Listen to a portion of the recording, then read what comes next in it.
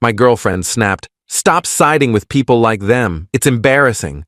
The room went still. I looked at her. Understood. I stepped away without a word. When I returned, the conversation had already shifted, and she wasn't prepared for who was standing there. I'm 33, been with my girlfriend for about a year and a half. We met at a work conference, different companies but same industry. She's in marketing, I do project management for a nonprofit that helps immigrant families get established in the community. It's not glamorous work, doesn't pay great, but it matters to me. My parents came here when I was 5 with basically nothing, so this work feels personal. She knew what I did when we started dating. Never seemed like an issue. We'd talk about our days, she'd tell me about campaigns and clients. I'd tell her about families we were helping, paperwork nightmares with immigration services, fundraising struggles. She'd nod along, seem interested enough. About 6 months in, I noticed small comments. Nothing major, just little things. "Don't you ever want to work somewhere that pays better?" Or, "It's nice that you care, but you can't save everyone." I'd brush it off, figured she was just being practical. Then her friends started making comments too. We'd be at dinners or parties, someone would ask what I do, and before I could finish explaining, one of her friends would jump in with something like, "He's basically a social worker," in this tone that made it sound like I cleaned sewers for a living.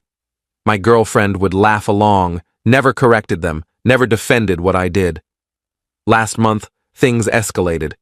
We were at her company's holiday party, fancy venue downtown, open bar, the whole deal. I was talking with this couple I'd just met, nice people, asked what I did. I explained about the nonprofit, the immigrant services. The guy's face lit up. "No kidding? My parents came here from another country back in the 80s. Organizations like yours helped them get on their feet. That's incredible work, man." We started swapping stories, his parents' journey, some of the families I'd worked with recently. His wife joined in, asking thoughtful questions about the challenges, the victories. It was actually a great conversation, the kind that reminds you why you do this work in the first place. My girlfriend appeared next to me, touched my arm. "Can I talk to you for a second?" "Sure, just a minute." "Now." I excused myself, followed her to a quieter corner near the coat check. "What's wrong?" I asked. "You need to stop." "Stop what?" "Talking about your job like that. It's embarrassing." I stared at her. Embarrassing? "These are my colleagues. My boss is here, and you're going on and on about immigrants and refugees and all that political stuff." "It's not political. It's humanitarian work." "Same thing. And it makes me look bad." "How does my job make you look bad?" She glanced around, lowered her voice. "Because everyone here is successful, making real money, doing important work in business. And my boyfriend is talking about helping illegals." "Don't call them that." "Whatever. You know what I mean. It's just not the image I need right now. I'm up for a promotion, and appearances matter." "So what? I'm supposed to lie about what I do?" "Just downplay it. Say you work in project management and leave it at that." I took a breath, tried to stay calm. "I'm proud of what I do. I'm not going to hide it." "I'm not asking you to hide it. Just be strategic about how you present it." "Strategic." "Yes, read the room. These people don't care about your charity work." The couple I was talking to seemed pretty interested. "Because they're being polite. Trust me, behind your back they're probably thinking you're some bleeding heart who couldn't make it in the real world. That stung more than it should have." "Is that what you think?" "I think you're smart enough to do better, but you choose to stay in a job that barely pays rent because you want to feel like a hero. That's not why I do it." "Isn't it? Come on. You love telling people you help refugees. Makes you feel morally superior." "I've never said that." "You don't have to say it. It's obvious." We stood there for a second. The party continued around us, people laughing, glasses clinking. "I'm going to go back to that conversation," I said finally. "Seriously? After what I just said?" "Yeah, they were nice people, and we were having a good talk." "Fine, but don't come crying to me when you embarrass yourself." I walked back to the couple.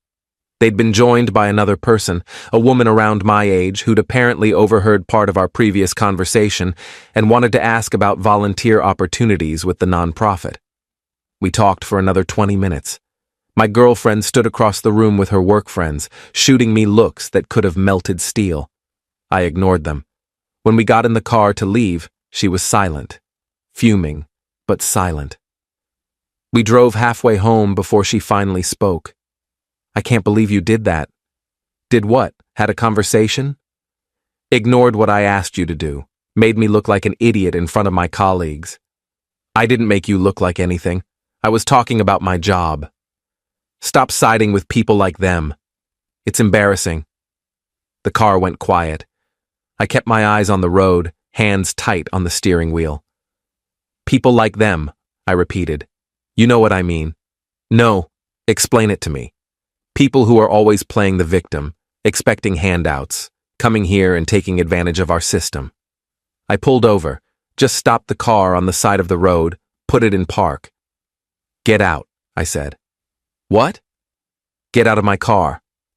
Are you insane? We're 20 minutes from home. I don't care. Get out. I'm not getting out.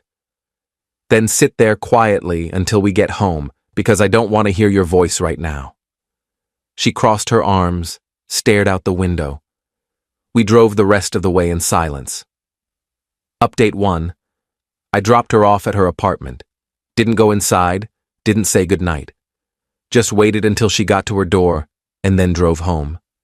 She texted me about an hour later. I think you overreacted. I didn't respond. Can we talk about this like adults? Still didn't respond. Fine. Call me when you're ready to apologize.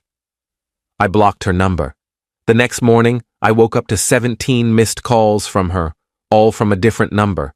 A bunch of texts, too, ranging from angry, "You're acting like a child," to manipulative, "I can't believe you're throwing away our relationship over one argument," to straight-up gaslighting. "I never said anything wrong, you're twisting my words." I didn't respond to any of them. Went to work, had a regular day. We were helping a family from the Middle East navigate the school enrollment process for their kids, setting them up with English classes, connecting them with community resources. The mom cried when we told her we'd found her a job interview at a local bakery. The dad shook my hand about 15 times. Days like that remind me why I do this work, why it matters, why I'll never be ashamed of it. That evening, my girlfriend showed up at my apartment. I'd been half expecting it, but it still caught me off guard when I heard the knock. "We need to talk," she said when I opened the door. "I don't think there's anything to talk about." Really? You're just going to end things because I made one comment you didn't like? It wasn't one comment. It's been months of you and your friends disrespecting what I do. But calling the people I help people like them in that tone? That was the final straw. I didn't mean it like that. Yes, you did. And you know what? I don't think you're a bad person. I think you've been surrounded by people who've convinced you that success is only measured in salary and status.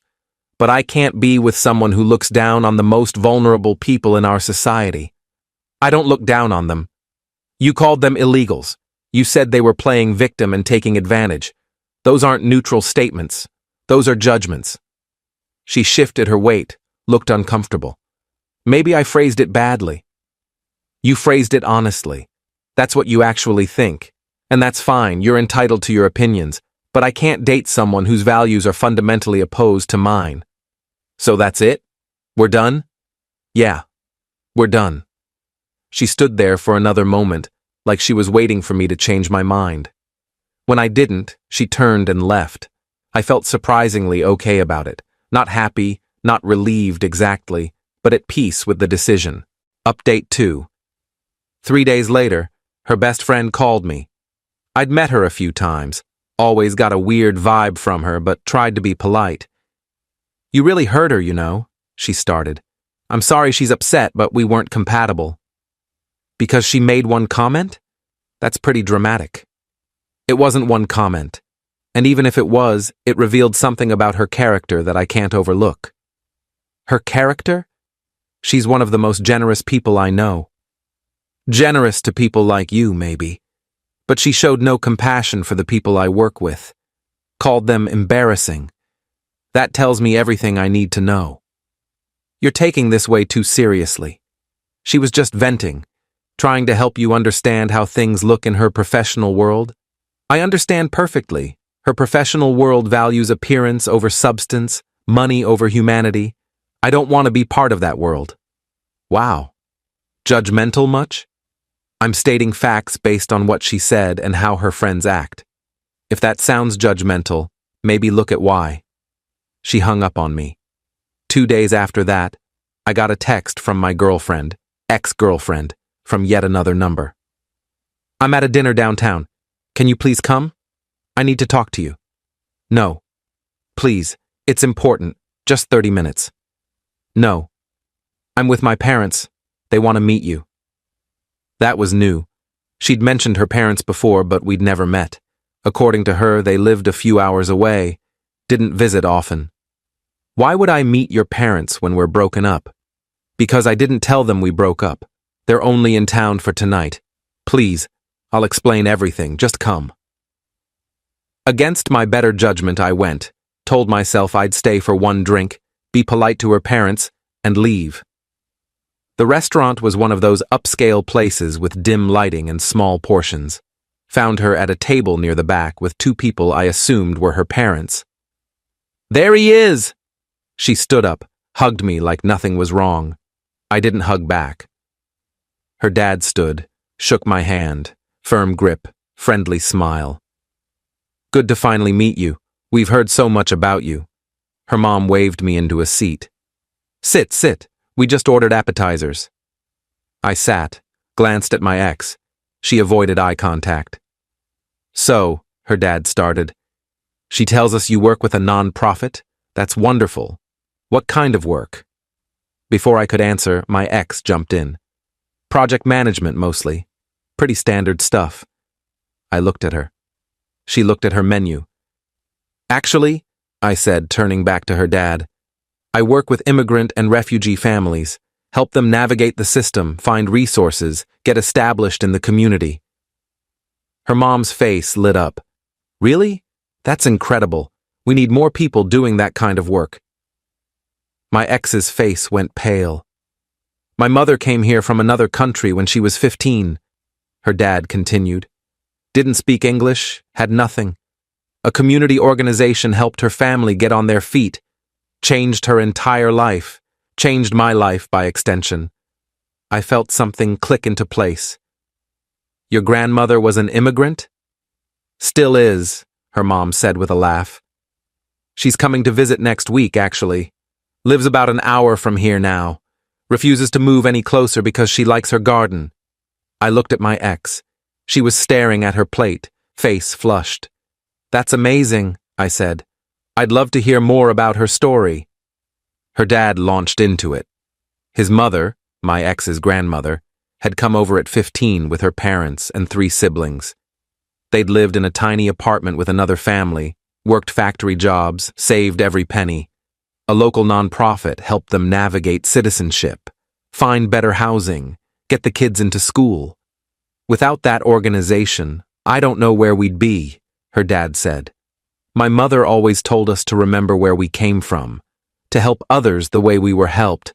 That's why we donate to immigrant services every year. My ex's face went from flushed to pale. She excused herself to the bathroom. Update 3. The conversation continued, her parents asking genuine questions about the work, sharing their family's story, expressing admiration for what I did. My ex came back from the bathroom looking like she'd been crying but was trying to hide it. About 20 minutes in, an older woman approached our table, small, elegant, with sharp eyes and a warm smile. I thought that was you, she said to my ex's parents. Turned out she was the restaurant owner, had known the family for years. They did introductions. When she got to me and heard what I did, her whole demeanor changed. Come with me for a moment, she said. I want you to meet someone. I followed her to a table near the front where a young couple was eating dinner. She introduced me, explained what I did, and the woman's eyes welled up immediately. We've been trying to figure out how to navigate the immigration process, she said, in accented English. We have applications, but we don't understand the paperwork. I spent 10 minutes at their table, explaining the basics, writing down our organization's contact information, giving them names of people who could help. They were so grateful, kept thanking me, asking questions. The husband asked if I had a card, said he wanted to make a donation to the non-profit when he got his first paycheck from his new job. The restaurant owner watched with this satisfied smile, like she'd just witnessed something important. When I got back to our table, my ex looked miserable. Her parents were beaming. That was kind of you, her dad said, taking time out of your evening to help strangers. It's what I do, I said simply. Her mom reached across the table, squeezed my hand. You're doing exactly what our family experienced, paying forward the kindness we received. That's beautiful. My ex was silent, picking at her food. We finished dinner. Her parents paid, insisted, walked out together, said goodbye on the sidewalk. We should do this again, her mom said, hugging me. You're exactly the kind of person we hoped she'd end up with. Her dad shook my hand, held it a moment longer than necessary. Seriously, our family knows the value of what you do. Don't ever let anyone make you feel like it's not important. After they left, my ex and I stood there alone. The city noise filled the silence between us. I can't believe you did that, she said quietly. Did what? Told them what you really do. I asked you to just say project management. Why would I lie to your parents? Because they didn't need to know. They're immigrants, or your grandmother is. How did you not tell me this? Because it's not relevant. Not relevant. Your grandmother went through exactly what the people I help are going through. Your dad grew up with that story. And you're embarrassed by people like them? She looked at the ground. People like them, I repeated. You were talking about people like your own grandmother. That was different. She came here legally. So do most of the people we help. And even if they didn't, they're still human beings deserving of dignity and respect. You're twisting everything. I'm seeing everything clearly for the first time. You're ashamed of your own family's history. That's why you never told me. That's why you tried to hide what I do from your parents. You're so desperate to fit in with your rich friends that you've rejected where you came from. That's not fair. It's completely fair, and it's sad. Your parents are proud of their story. They're proud of what I do because it reminds them of the help their family received. But you? You just want to pretend that part of your history doesn't exist. She started crying. I just wanted things to be easier. Easier for who? For us. I didn't want you to be judged. I didn't want to be judged. By who? Your shallow friends who measure worth in paychecks? You don't understand the pressure. I understand perfectly.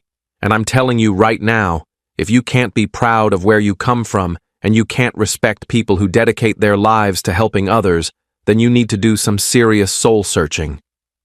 I started to walk away, then turned back.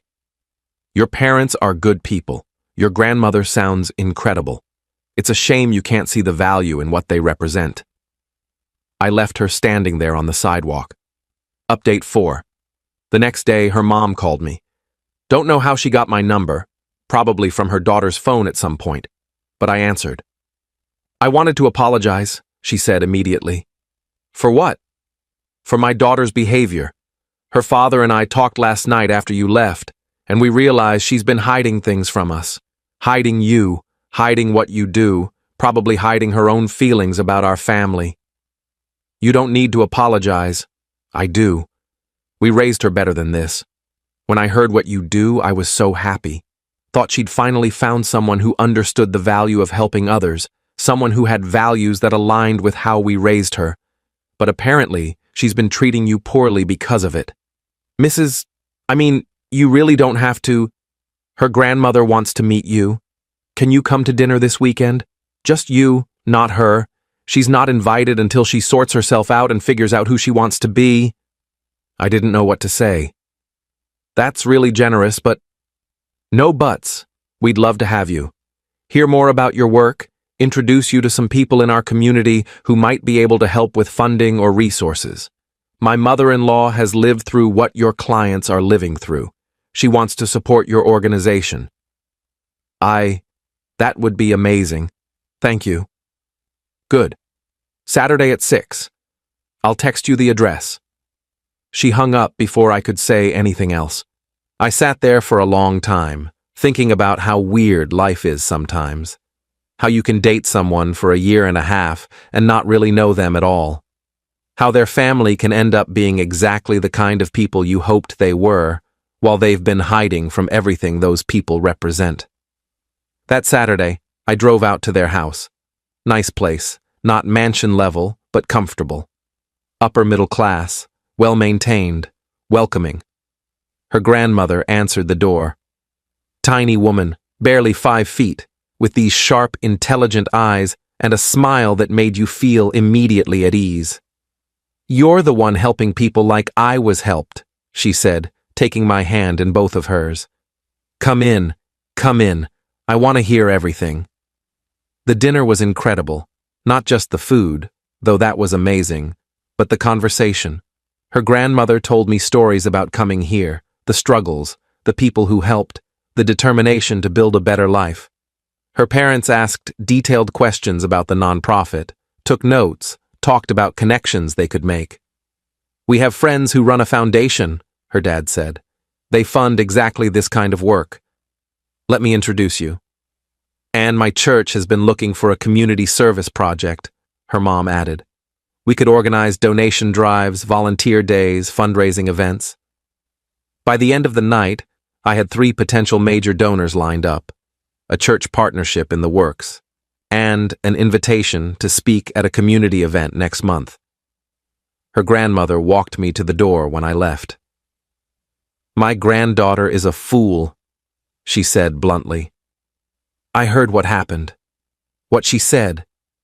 She's forgotten where she comes from, and that's the worst thing a person can do.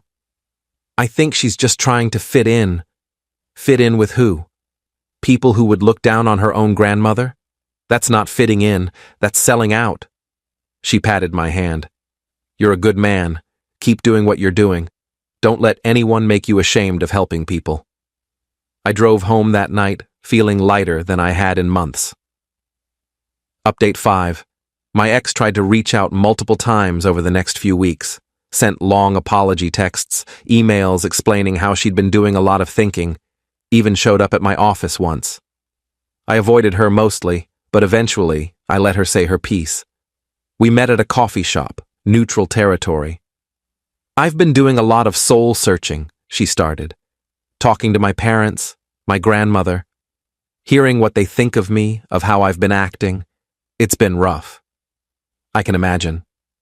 "You were right about everything. I was ashamed of my family's history, not consciously maybe, but deep down. I wanted to be seen as someone who came from money and success, not struggle.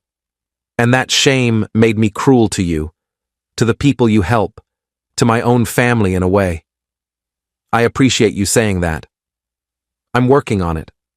Going to therapy, having tough conversations with my parents and grandmother, trying to understand why I felt the need to distance myself from where I came from. My therapist thinks it's about insecurity, about feeling like I had to constantly prove I belonged in spaces where people had generational wealth. That makes sense. My grandmother told me about her first years here, the poverty, the discrimination, how people would spit on them for speaking another language. She said the worst part wasn't the hardship, it was when her own grandchildren, meaning me and my siblings, acted like they were better than the people she used to be. She started crying, real tears this time, not the manipulative kind from before. I've been a terrible person. To you, to my family, to everyone you help, and I don't know how to fix it. Start by being honest, with yourself, with others. Stop trying to be someone you're not. Your family's story is powerful. It's nothing to be ashamed of. Is there any chance? Do you think we could try again? I'd known this question was coming. Had thought about my answer for days. No. She nodded slowly, like she'd expected it. I figured, but I had to ask. I think you need time to figure out who you are without worrying about what your friends think or how you're perceived. And honestly, I don't think I could trust you again. Not after what you said. I understand. She wiped her eyes. For what it's worth, I hope you find someone who appreciates what you do, who sees it as the gift it is. Thanks. We parted ways there. I haven't heard from her since. Final update. That dinner with her family was 4 months ago now. The connections they made for me have been incredible. The foundation her dad introduced me to has become one of our major funders. Her mom's church has organized 3 donation drives and sends volunteers every month. Her grandmother started a scholarship fund specifically for immigrant students, managed through our organization. I see her family regularly now. They invite me to dinners, community events, holiday celebrations. It's a little weird sometimes staying connected to my ex's family without her there, but they've made it clear they consider me part of their circle regardless of my relationship status with their daughter. Her grandmother set me up on a blind date about 6 weeks ago with her neighbor's granddaughter. Kindergarten teacher, volunteers at a community center on weekends, speaks 3 languages. We've been on 6 dates so far. She came with me to a fundraiser last weekend, spent the whole night talking to the families we help, asking them about their stories, their dreams for their kids. Afterwards, she said, "This is amazing. What you do, what these families represent, it's everything I believe in." And I realized that's what I'd been missing with my ex. Someone who doesn't just tolerate what I do, but actively believes in it. Who sees the value without needing to be convinced or educated or shamed into it. I'm 33, dating someone new, and my nonprofit just had its most successful quarter ever. Her family's connections led to connections with other organizations, which led to a feature in a local magazine, which led to even more donations and volunteers. My ex apparently saw the article. Her mom mentioned she'd called, upset that I was in the news and she wasn't part of it. Her mom told her, "That's what happens when you're ashamed of the people doing important work. You miss out on being part of something meaningful." I don't think about her much anymore. When I do, it's mostly gratitude that I found out who she really was before we got more serious, before we got married or had kids. Better to learn someone's true values after a year and a half than after a decade. Someone asked me recently if I regret the relationship. I don't. It taught me what I won't compromise on. Values aren't negotiable. If someone can't respect the most vulnerable people in society, they won't respect you when you're vulnerable either. And life's too short to spend it with people who are ashamed of compassion.